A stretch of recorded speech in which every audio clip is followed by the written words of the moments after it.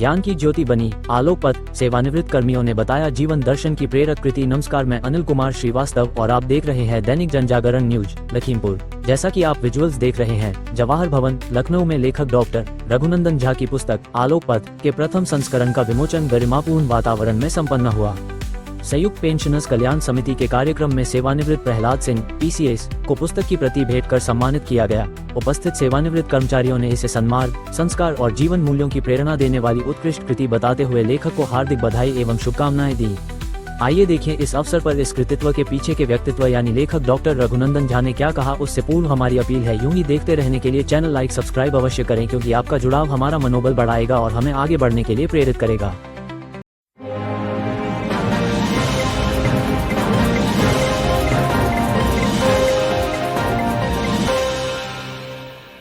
Pensioners welfare committee के सभी सम्मानित पदाधिकारीगण, सभी सम्मानित सदस्यगण और आज के इस कार्यक्रम में शामिल हो रहे हमारे परिवार के भी लोग को खुशी है कि डॉक्टर जानकी शरण शुक्ला जी ने अपने इस विशिष्ट एजेंडा में हमारे इस लॉन्चिंग को, बुक लॉन्चिंग को भी शामिल कर दिया। तो सबसे पहले तो मैं आभार उनका व्यक्त करता हूँ। दूसरा, ज्वाइंट पेंशनर्स वेलफेयर कमेटी ने हमें बड़ा ही स्नेह के साथ और बड़े सम्मान के साथ अपने इस कार्यक्रम को संपादित किया है जो बुक लॉन्चिंग का था। उसके लिए मैं आप सबका बहुत बहुत आभार व्यक्त करता हूँ।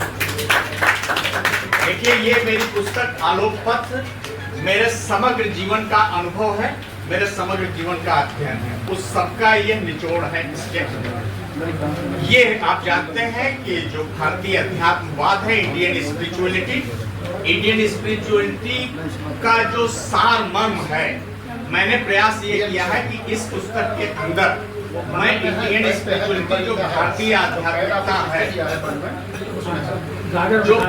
आध्यात्मिकता है, उसका सार मर्म मैंने इस पुस्तक में प्रस्तुत करने का एक प्रयास किया है। जी जी। तो इसमें जो लेख हैं, आलेख हैं, करीब 50 हैं, जो स्वामी दयानंद से शुरू होते हैं। श्री स्वामी विवेकानंद का एक लेख है, श्री अरविंद। ज्यादातर जो हमारे लेखों का की विषय वस्तु है वो श्री अरविंद से ली है।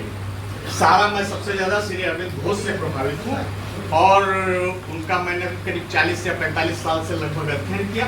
तो लगभग इसके ऊपर जो इम्पैक्ट है वो श्री अरविंदो का सबसे ज्यादा है। तो उस पर्सपेक्टिव से, मतलब श्री अरविंदो के पर्सपेक्टिव से अगर आप इस पुस्तक को पढ़ेंगे तो आपको ये ज्यादा समझ में आएगा। इसमें पूरे जीवन की एक एनालिसिस है कि आपका जीवन क्या है, ये जगत क्या है, जो परम सत्ता है वो क्या है, आपके जीवन का अल्टीमेट गोल क्या है। एक गोल तो यह है कि चलिए हमारा भौतिक जीवन है, और एक इससे परे और सूक्ष्म जो सटिल डायमेंशन है कॉन्शियसनेस का, उसको हम स्पिरिचुअल सेल्फ कहते हैं, और वो हमारा स्पिरिचुअल डायमेंशन है। तो इसमें बड़ी सूक्ष्मता से, बड़ी सटली हम पहुंचे हैं इस भौतिक जीवन से परे। सूक्ष्म होते हुए मानसिक स्तर भी हमने ट्रीट किया है, उसके बाद जो सूक्ष्मतम आध्यात्मिकता का आयाम है मैं वहां तक भी पहुंचा। तो इसके पीछे जो भारतीय आध्यात्मिक चेतना है हमारी प्राचीन, उस सबका सारमर्म है, वेदों का सारमर्म है, उपनिषदों का सारमर्म है, गीता का सारमर्म है, और उसमें मेरा अपना सेल्फ रिफ्लेक्शन भी है। मेरी अपनी जो चेतना रही और जो मेरा चिंतन रहा, जो मेरा अध्ययन रहा, जो मेरा अनुभव है, उस सबका एक सारमर्म इस पुस्तक में आया है। तो अगर आप इसे थोड़ा सा रुचि से पढ़ेंगे और थोड़ा सा एकाग्रता से पढ़ेंगे तो आपको अपने जीवन के कुछ निर्माण के कुछ नए अभिनव सूत्र मिल सकते हैं, और आपको भी लगेगा कि हाँ, जीवन का एक पर्सपेक्टिव ये भी हो सकता है। एक तो भौतिक पर्सपेक्टिव है जीवन की समृद्धता का, भौतिक मैटेरियलिस्टिक प्रॉस्पेरिटी का, और एक स्पिरिचुअल पर्सपेक्टिव है जो ज्यादा होलिस्टिक है।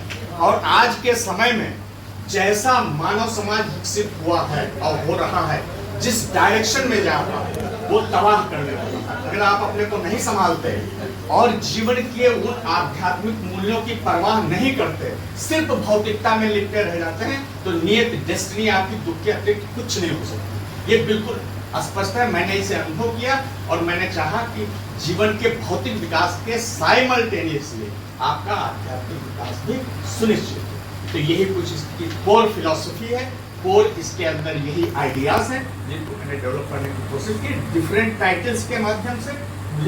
मुझे यह पूरी आशा और विश्वास है कि ये आपको पसंद आएगी और आपके जीवन में कुछ रिवॉल्यूशन जरूर लाएगी। Thank you. धन्यवाद। मैं आप सभी लोगों से एक इसके बारे में बधाई संदेश देते हैं।